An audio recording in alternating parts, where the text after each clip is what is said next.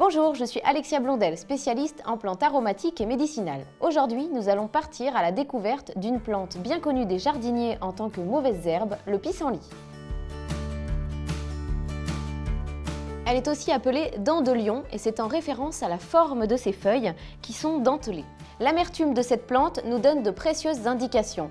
En phytothérapie, généralement, tout ce qui est amer est bénéfique pour le foie. Et ça va être le cas pour le pissenlit. Cette plante favorise l'élimination des toxines dans l'organisme. Elle a des propriétés diurétiques, c'est-à-dire qu'elle va augmenter le volume des urines.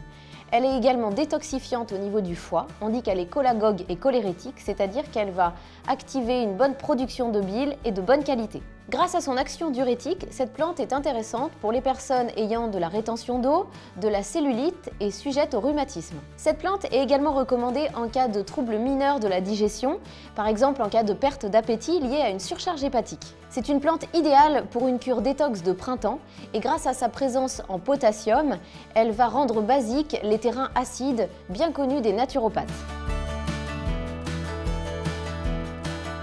Les fleurs de pissenlit sont comestibles, on va réaliser des gelées ou autres recettes délicieuses, mais ce n'est pas du domaine de la phytothérapie. On va se concentrer plutôt sur la feuille et la racine, là où les principes actifs sont présents en grande quantité. On utilise les feuilles et les racines en phytothérapie pour réaliser toutes les différentes galéniques que l'on va trouver.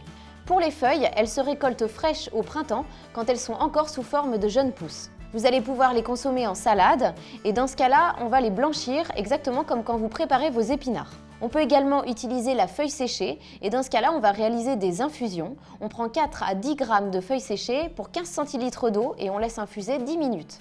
Les tisanes se prennent après les repas à raison de 2 à 3 tasses par jour et vous pouvez également réaliser des jus frais de feuilles de pissenlit si vous avez un extracteur de jus. Pour la racine, on va réaliser une décoction. On va utiliser 1 à 4 g de racines que l'on va mettre dans 15 centilitres d'eau et on va faire bouillir l'ensemble pendant 10 minutes. Pour éviter le goût amer et pour des raisons de praticité, le pissenlit existe également sous forme de gélules, d'extrait ou bien encore d'ampoules ou même de teinture mère. La cure de pissenlit est idéale au printemps sur une durée de 10 à 20 jours et on va l'associer avec d'autres plantes comme l'orthosiphon ou bien encore l'artichaut. Pour une cure minceur, vous pouvez aussi l'utiliser en complément d'un régime alimentaire équilibré.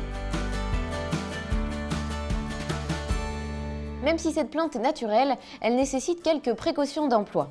En cas d'allergie connue et notamment aux astéracées, donc par exemple la chicorée ou bien encore la marguerite, il faut être prudent.